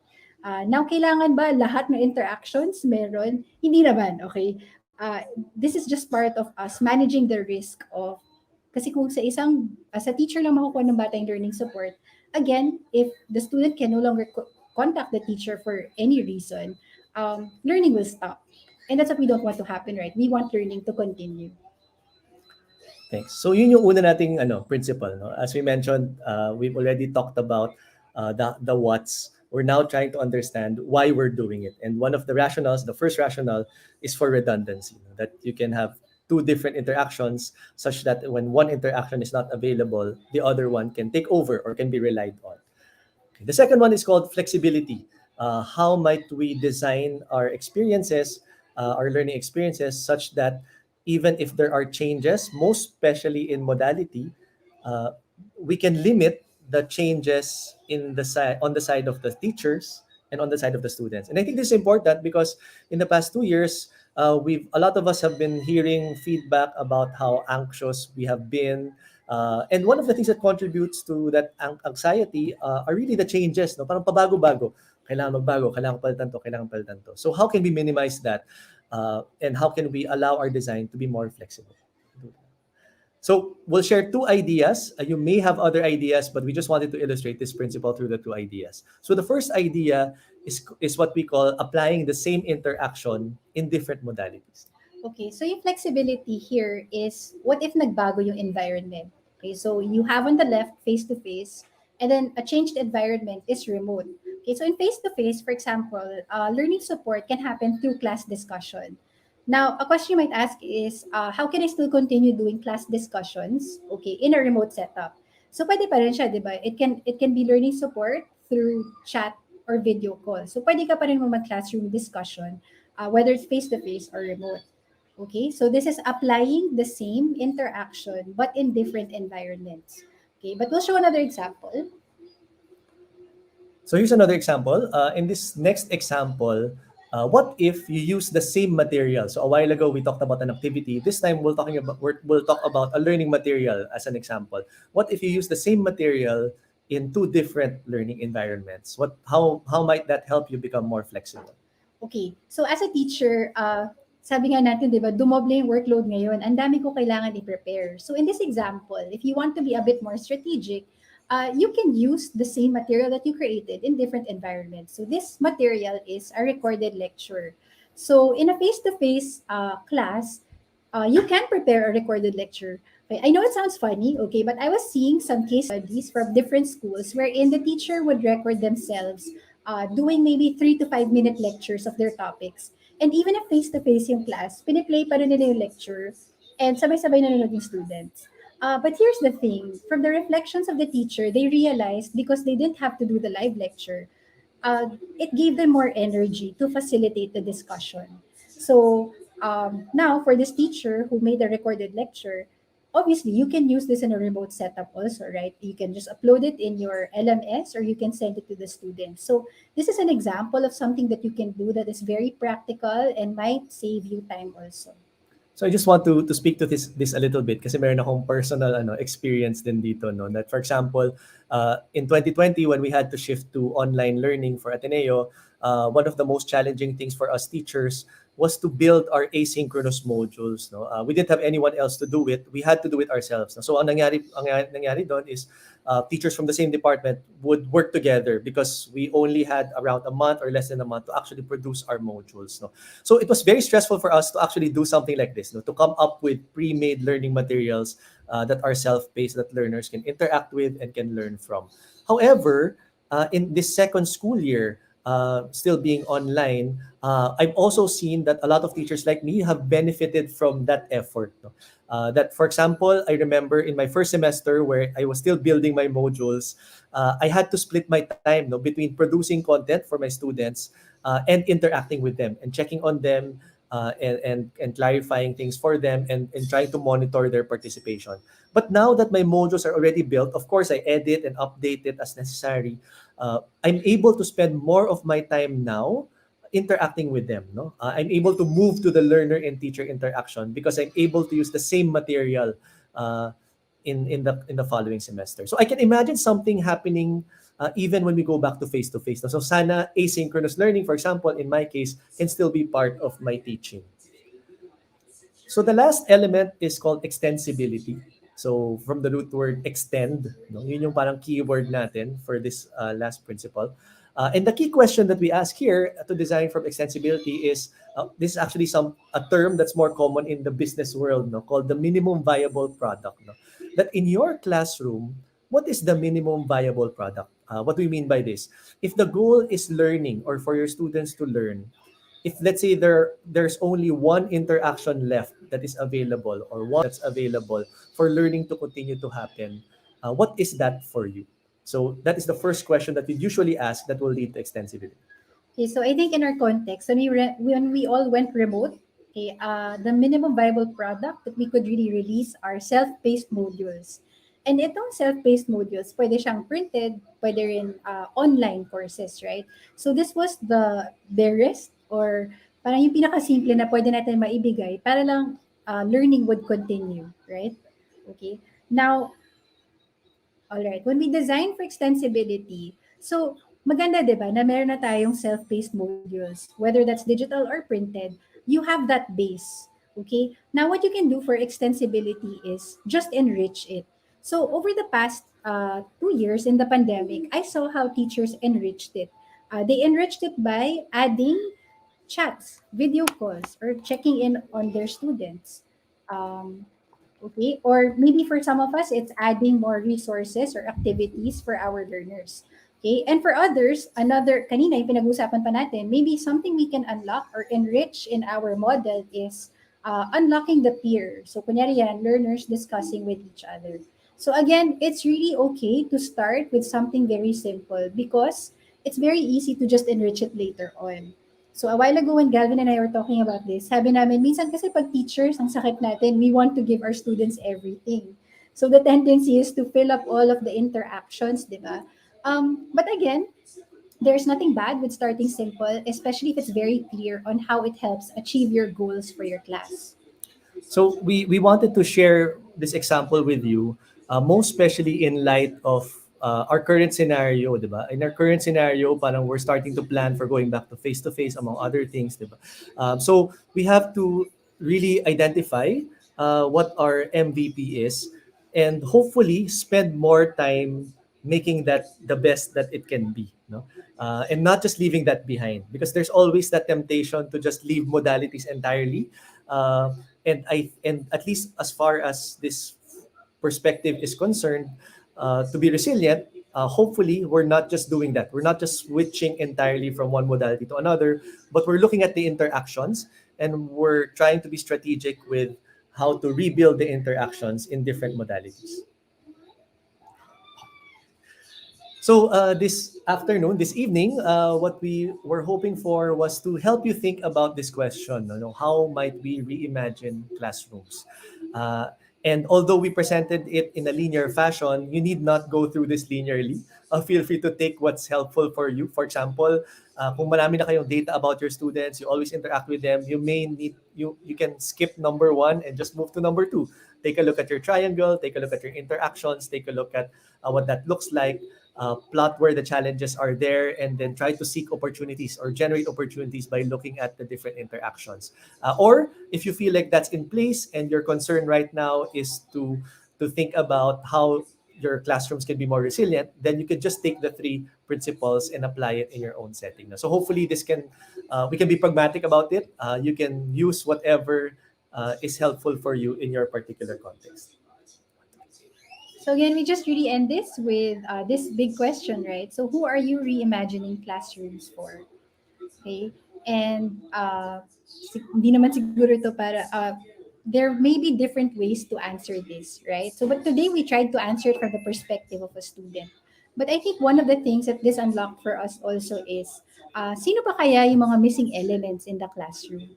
So one example for us, and it's very real to us, is, we have a 4-year-old son. We realized one of the elements pala in a maybe preschool class is the parent. Importante pala isipin yung parent, because alam natin in this remote learning setup, part of the teacher's role has been shared with the parent. Now, if you take the parent and put the parent in the interaction triangle, then it will reveal to you maybe new ideas, new opportunities on how the parent can help with the content, on how the parent can help with learning support. Yeah, so that's why it's very important to understand the context that your student is in. And also, ayan. So one thing that we also notice that is very important, okay? Para balance yung triangle. Hindi. Pero we know this is very important. During this pandemic, we know that what helped teachers survive are also their fellow teachers, right? And a very clear example of this is this group, yung Kaagapay, di ba?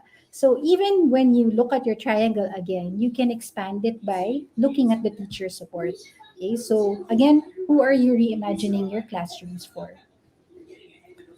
Salamat. So I'm sure that you can relate to this so much. I can definitely relate to this. I don't know how we got through the past few years, but one clear answer that I can give you is that we did it together. No? That we did it together with our community in the school, and hopefully in your own school communities, you felt that as well. No?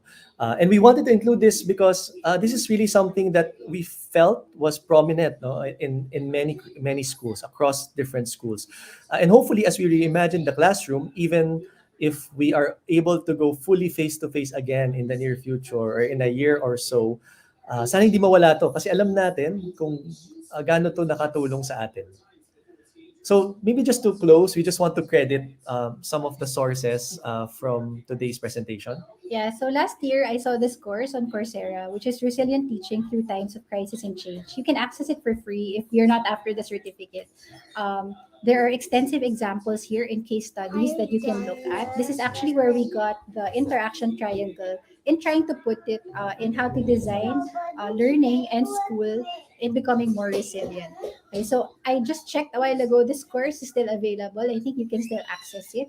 And yun nga, for if you don't have the monetary finances to take the Coursera course, you can access it for free. Another resource for today's presentation is the report we mentioned, Healing Community and Humanity, How Students and Teachers Want to Reinvent Schools, or what we call Reimagining September. No? We'll share the link. It's a free resource that you can use. It's a report that actually comes with the questions and even the slides, no, that you can use with your class. No? So if you'd like to ask your students similar questions to the questions that we asked the students we interviewed, you can use this resource as well. And we really encourage you to reach out to your students if you haven't, because it will lead you to understanding their context better. A while ago, I think it was Jeff who mentioned over chat about compassion. No? And really, compassion begins with empathy. Compassion begins with understanding where your students are coming from. And if we take that step, there isn't really a loss to doing that, no? Because at the end of the day, we're reimagining our classrooms not just for ourselves, but for our students. And so when we begin with our students, let's not downplay that. No, we feel like it's as important as what you might learn from research, what you might learn from theories, what you might learn even from webinars like this. So I will stop. So thank you very much. We'll try to see if our camera is now working. Ayan. Parang hindi pa rin, but thank you. We have a few minutes, so if you have some questions or would like to share anything over chat, please feel free to do so. Maraming salamat, no, Miss Chris and Sir Galvin, no. I think nasagot na kagad yung unang question, Sir Galvin, no, because one of our questions is actually about compassion. Okay, and tama, nasagot na agad ni Sir Galvin about that, no. Now, teachers, you can send your questions in the chat and we'll try to address them, no, for this Q&A. Okay? So yan, mukhang, Sir Galvin, okay na yung camera, no? Parang sa dulo pa nag... Mukhang gumagalaw na kami. Yes, yes, yes. So Sir Gavin, we already have some questions in the chat. No? So this one is from Teacher Jomar. Okay, do you have any advice for those teachers who will be engaging in a high flex, blend flex classrooms? No, that's actually one of kami rin, no, sa Xavier School high flex kami. Okay, Sir Galvin, Miss Chris. See, maybe I can take that. Um, I think that the last part of her presentation might be helpful to look at the bit about resilience, no, or designing for resilience, um, because I think the temptation in a high flex classroom is to try to do as much as you can in the face to face, diba? Para I think that's a very tempting thing to do. Kasi syempre miss na natin yung classroom, miss na natin na magkakasama tayo ulit, no. But maybe we can temper that excitement a little bit, and to be strategic with what you want to do in the face to face. So maybe if I were to give one advice, my advice would be to really spend time thinking about what is worthwhile in that situation wherein you are with your students. No, I know that there are other challenges that we aren't able to tackle today. No, that one of the common challenges that we've seen from the schools, most especially abroad, who have tried high flex and blend flex, is that teachers need to manage both the online and face-to-face students who are on site. No, to be honest, wala pang final answer dun sa problem na yan, di ba? There are many strategies that I've read about, teachers repeating things that the students online are saying, just to make sure that they're able to connect each other. Another idea that I read about is to also try to get some helpers. Because one of the challenges, again, to address the challenge of managing both the on-site and online students, it helps to have a second set of eyes. So, for example, some teachers I've heard have appointed some students who will watch out for the Zoom to see if someone's asking a question there, and then will call the teacher's attention, for example. No? So I think that we still have a lot to learn from actually implementing it. To be honest, in Ateneo, we haven't implemented this yet. I hope to be able to share more things from our experience after the next few months. But at least for now, ano lang, no? Let's be strategic. Let's remember that the classroom is a community and your students can be part of that community and you can ask for their help as well. No? So baka makatulong yun. Maraming salamat, Teacher Jomer, no, for that. This one is from Teacher Manolita White. Sorry. On what are your thoughts about reimagined classrooms in public school setting? Okay, siguro I will take that, no, because ayan, is the audio clear, Franco? Yes, Miss Chris. Okay naman yung audio natin. Okay, so for the institution that I work for, maybe the profile of our students is closer to the public school student, because most of our college students come from public schools also. What are your thoughts about reimagined classrooms in public school setting? So una po talaga, I think we should stress that it's still very important to know the context of your students. As a public school student, ano po yung resources na available sa kanila? What has been challenging po kaya for them in this remote learning setup? So, for example, sa amin, we really tried to survey and look at ano bang gadgets meron sila. As a college institution, we stayed primarily with printed modules because this was still what was most accessible to our students. Okay. But we see a lot of opportunities pa rin, whether we go back face to face or still do remote. So I don't have very clear and concrete solutions to give you, ma'am, kasi hindi ko po kilala yung students niyo, di ba? But if ever, it would be really good to talk to them, interview them, and really look at ano yung mga resources po talaga na available sa kanila. Because if you're able to generate those things, then doon po magsisimula how you can reimagine, okay, what opportunities are available for them. Thank you, Miss Chris, for that answer. Okay. Next, I think we can still have like 2, 3 questions. This one is from teacher Ferdy Bellarmino.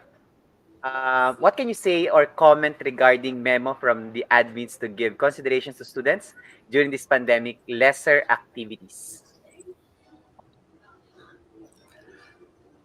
I can start and then you can add to it. I guess I think that I think the when you look at these particular parang I don't know, maybe for some schools mandate or direction from your administration, hopefully it is really just reading between the lines, no? Kasi I cannot speak for your institution, but at least in Ateneo, for example, these kinds of things usually come from a perspective of compassion. In Ateneo, tawag namin dyan, cura personalis, no? Yung kahalagahan ng personal care or looking at the context of the students. No? However, we also have to strike a balance, and maybe this is what Sir Ferdy is really asking, between compassion and rigor. No? And when we say rigor, hopefully yung intindi natin ng rigor, hindi lang dami, no? But rigor as depth or meeting our learning goals. No? I think that less does not necessarily mean not meeting your learning goal or doing less to meet your learning goal. I think mahalaga pa rin yun. But maybe there's a way to reach our learning goals in a more efficient manner. So yun siguro yung pwedeng pag-isipan. No? Is there a more efficient way of doing something so that your students will learn faster? It will be easier for them to learn. And you can spend more time deepening what they're learning rather than them just covering the content. Yeah, okay. So Galvin already said a lot, but I think a while ago I read a comment from Sir Joseph. I think he said that periodically he sends out evaluation forms to his students. So pwede niyo rin gawin yun, parang check-in sessions, kamustahin sila. Because sometimes, admittedly, we don't have control over the policies that the school will release, right? Tapos, but you can be strategic with how you would help your learners, okay? So one way, just like what Sir Joseph said, regularly maybe check in with your students, ask for feedback. Because I think when you hear your students' voices, it's really easier to adjust, okay, and try to accommodate the challenges that they're also experiencing. Okay, thank you, Miss Chris and Sir Galvin. No? Sir Galvin, bigla ko naalala yung isa sa mga policies natin sa safe, not really a policy, pero reminder ni Father Janigo, no, yung MAMI, minimum activity, maximum impact na Yes. pinapalo namin ni Xavier for a long time. No? That has always been like a philosophy. Okay. This one is a general question actually. No? So we have like last 2 questions, Miss Chris and Sir Galvin. This one is a general question from Teacher Manolita White, okay, on how can actually innovations, okay, and reimagine classrooms should change the learning, or change learning in general. Hirap naman ang Ang sagot. hirap ang Parang ano, Miss Universe. Okay. Do you want to answer first? Or? Sige. So ako ano lang, my bias is always to begin with the students. My bias is always to see what a reimagined classroom might be for your students. No? Kasi yung sa question ni Ma'am White dito, parang how can innovation reimagined classrooms change learning? No? And maganda na nandun yung change learning kasi hindi mo pwedeng ihiwala yung learner sa learning. No? So para sa akin, as long as you're addressing challenges, you're creating opportunities for learners, I feel like it will change learning for the better. If we're just innovating for innovation's sake, para maipagyabang natin na may ganito na tayo sa school natin, then I'm more skeptical about the effect of things like that. Yeah, actually medyo similar yung sagot namin. Parang we don't innovate for innovation's sake. So one of the things that I am, well, very, very aware of, at least where I work, is that we are trying to build back better for our target students, which is somebody who comes from a low-income background. So this time when we build back, we really have equity in mind. Kumbaga before, in the education system before, ano yung mga, what was not working for them? And this time, we are being given the chance to address those things that were not working for them before. So, yun yung ibig sabihin namin na building back better. You build back better with your students in mind. And when you build back with your students in mind, that includes what has worked for them and what did not work for them before. Maraming salamat, Miss Chris. No? Talagang pang Miss Universe yung question na yun. Ano? At Sir Calvin. Anyway, we're down to our last question. I think this is one of the most very frequently asked question, no, with regards to connection. So how do you think, no, what was your opinion according to Sir Joseph Odolen Hermitanio? Okay, what's your opinion, advice in dealing with problems in relation to internet connection? Ako daw muna. Okay, sa akin naman pinasa. Okay, actually wala tayong control dyan, di ba? So parang the question is, what's your advice, right? Yung opinion ko parang mahirap po siya, di ba? Ngayon meron kami internet problem, ayan. But for advice, again, we meet our students where they are. So for example, like the institution I'm in, yun nga, we still use printed modules. So we've also been thinking, is it time to go digital for our students? Again, we go back to sino ba yung estudyante namin, tsaka nasan sila. So recently, I was sent this Facebook post. One of our students, parang he helps out sa pagsasaka. So farmer sila ng tatay niya. Dala-dala pa rin niya yung printed modules dun sa actual sakahan. Di ba? Naka-plastic, tas nandun siya sa grass, di ba? So, for me, because the internet problem is out of our control, what can we control? Meeting our students where they are. So again, this is not to say na parang like to always view it from a lens ng pagkukulang. Pero we have to also erase that sort of deficit mindset. Like we have to look at where we can meet our students and how we can address that need.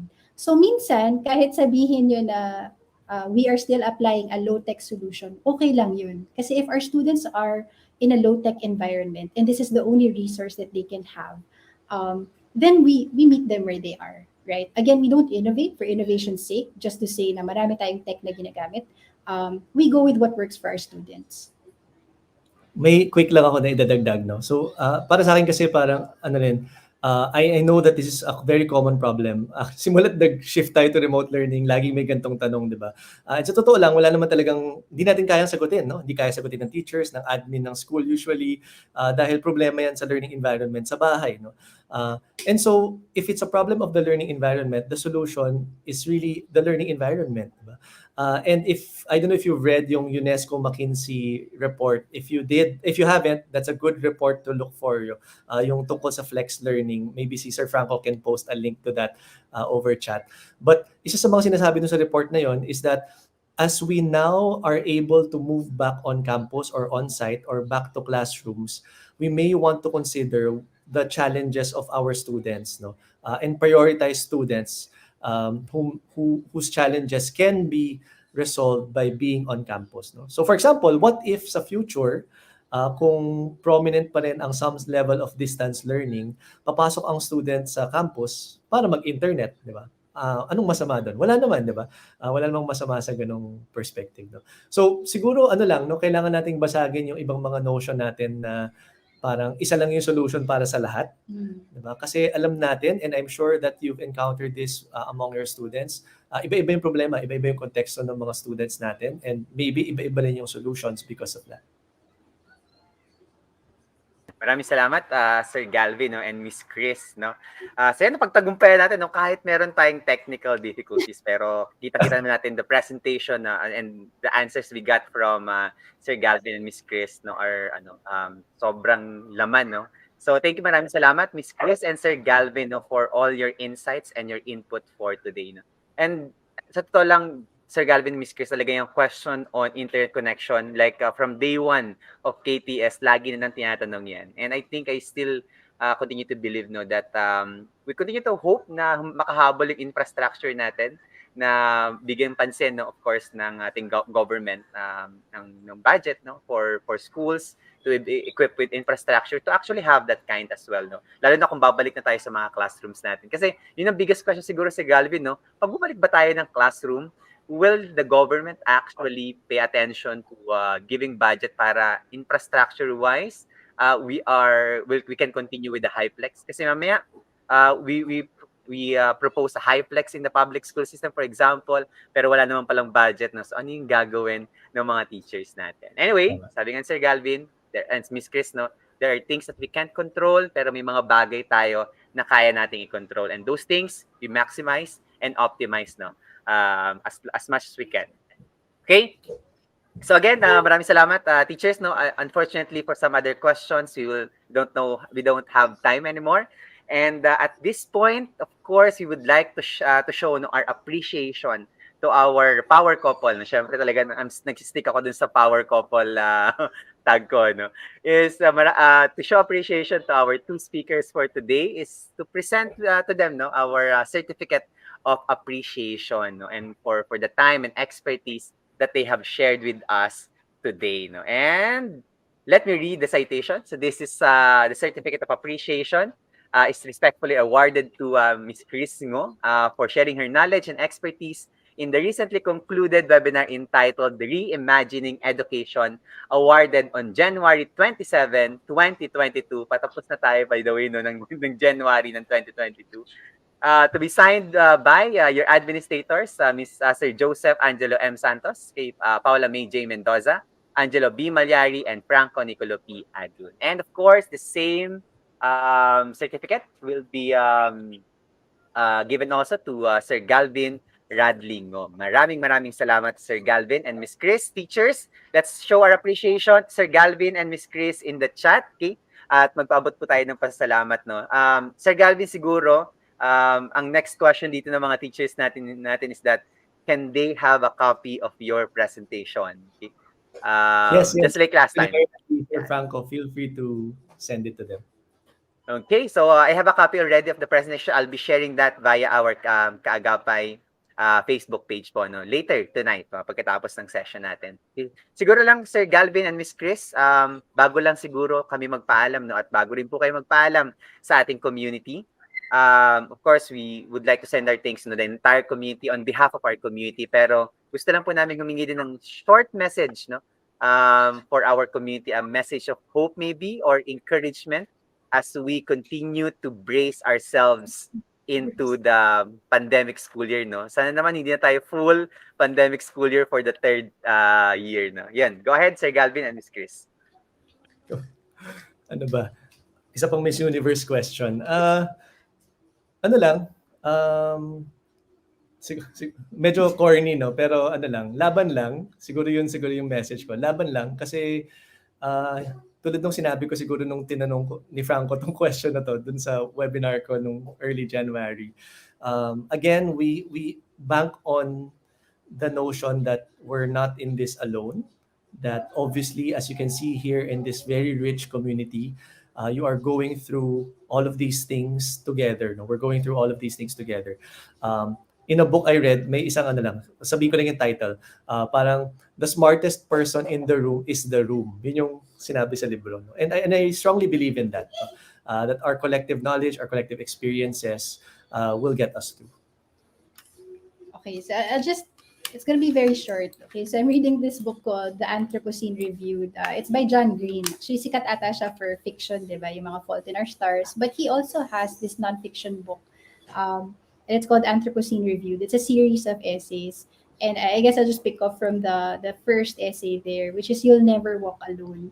So I think yun naman yung nakita natin dito sa kaagapay. Just like what Galvin said, parang pag nawawalan kayo ng gana or lakas ng loob, look to your co-teachers, look to your students because you'll never walk alone. So yun lang. Yan. Maraming salamat. No? So teachers, katulad na sabi ni Miss Chris at Sir Galvin, lagi kayong may kaagapay. No? Yan. Companion in this journey no, sa education. So again, teachers, let's send our thanks na appreciation to Sir Galvin and Miss Chris in the chat. Okay? So, paalam Miss Chris and Sir Galvin, again, maraming salamat no, on behalf of our community.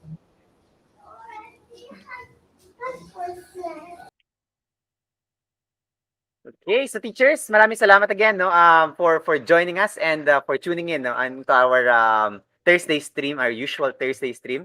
And before tayo magpaalam and bago tayo siguro mag-end no, na ating session for today, I'd like first to invite everyone to our lightning talks no, the last installment of our January series, teachers no, that will be on Saturday 2 to 4 p.m. Three speakers okay, will be sharing their innovations, okay, what they have been doing in their classes, in their classrooms for the last 2 years. At of course, ayan, okay, isa sa mga audience actually natin ngayon na nasa chat would be one of our speakers, no, Sir Jeffrey Beltran, together with Sir Lorenzo Costo and Sir Ervin Alejo. Yan. So let's join us again on Saturday for this our usual Saturday stream. And of course, teachers, bago pala tayo pumunta no, sa ating Saturday stream, huwag din kakalimutan na bukas meron ulit tayong session. Okay? Regularly, our Class Point webinar series no, is actually on Mondays. Kaya lang, nagkaroon tayo ng problem sa scheduling. So, one of the schedules ng ating Class Point webinar series will be tomorrow, Friday. So, sunod-sunod po tayo, no? Today, tomorrow, at Saturday. So, sana po magkita-kita ulit tayo. Walang bibitaw, walang magsasawa, teachers, no? So, we'll also be having our second installment of our Class Point webinar series on Bloom's taxonomy and class point ngayon. So mga class point users po dyan, no, palalalimin natin, we'll explore a much deeper use no, of class point as an assessment tool. Okay? And of course, yes, Teacher Jeffrey, no, abangan ulit kasi meron na naman tayong 1 month pro code, 1 month class point pro code na ibibigay tomorrow. At of course, abangan natin yung mga possible winners no ng pro accounts no for na mas matagal than 1 month. Okay? So, tomorrow po yan. And of course, our lightning talks on Saturday. And of course, teachers, pinost na rin po namin ang ating February series. No? So, naka-line up na po. Tuloy-tuloy po tayo the entire February. Kahit yung March po natin, naka-line up na din. Okay? So, kompleto na tayo ng ating series from February to March. Okay? It will be a non-stop learning opportunities for all of us teachers. No? Kahit actually in April, nila-line up na rin namin. No? So teachers, walang bitaw hanggang April na to. No? Kapit lang, no? According to Teacher Carrie Dominic Abihuro. Yan. Okay, so teachers, okay, we hope to see you tomorrow and on Saturday. Okay? Now, for your evaluation link, please evaluate this episode, okay? At https://tinyurl.com/January series P6, no? And please do let me know if it works, okay? Yan, wow na wow, according to Teacher Evangeline Mecos, okay? And teachers, no, hindi talaga kayo nakakapagod, makasama, okay? We have been doing this for more than 2 years na, no? Okay? And hindi pa naman kami napapagod, okay? Because again, your support, your love, and your presence, no, has always kept us going. Okay, so maraming salamat din teachers. No? Hanggat nandito po kayo, hanggat pumupunta pa naman kayo sa mga live streams natin and nanonood pa naman kayo ng mga videos natin, no? We will be here in giving you professional development opportunities. Okay, and of course, sa mga nag-aabang po ng ating CPD accredited events, no, that will begin in February. Okay, so abangan din po. Sorry teachers, kung naka-close pa, pakiintay lang po saglit. Okay, let me open that, no. Ano lang pala teachers, no, share ko lang bakit ko clinose. Kasi actually naka-open na talaga yan. Kaya lang, while I was making the form, okay, bigla akong may nakitang nagsagot na no, ng form. So sabi ko, since kasi pare-pareho kasi yung ano namin, no, yung link namin, okay? Binabago lang namin yung back-end, no? Okay. Ayan, teachers, okay? Naka-open na po. Yan, inopen ko na. May nagsagot kasi, so close ko muna. Ayan. Kaka-open lang, teachers, okay? So please do let me know if accepting na po yung form. Ayan. Okay? Yan. So, at least explain ko po yung sarili ko, no? Bakit ko close muna yung form. Okay? Yan. So, itayin ko na teachers, no? Confirm ko lang. Yan, okay na raw according to Teacher Masinas and Teacher Maria o Teacher Lani Amatan. Working na po. Maraming salamat, teachers. No, teachers, kita-kits tayo bukas. Class Point Webinar Series on Saturday, ending ng ating January series. Paalam po, teachers. Maraming salamat. Please stay safe and well, no? Ingat po tayo. Hanggang po bumaba na. Actually, ngayon, medyo pababa na yung cases ng COVID-19. But still magtulungan pa rin tayo on making it even go lower. Okay? So tuloy-tuloy lang po natin para lang po makahinga na tayo for 2022. Okay? Maraming salamat po, teachers, and have a great evening. I'll see you all tomorrow.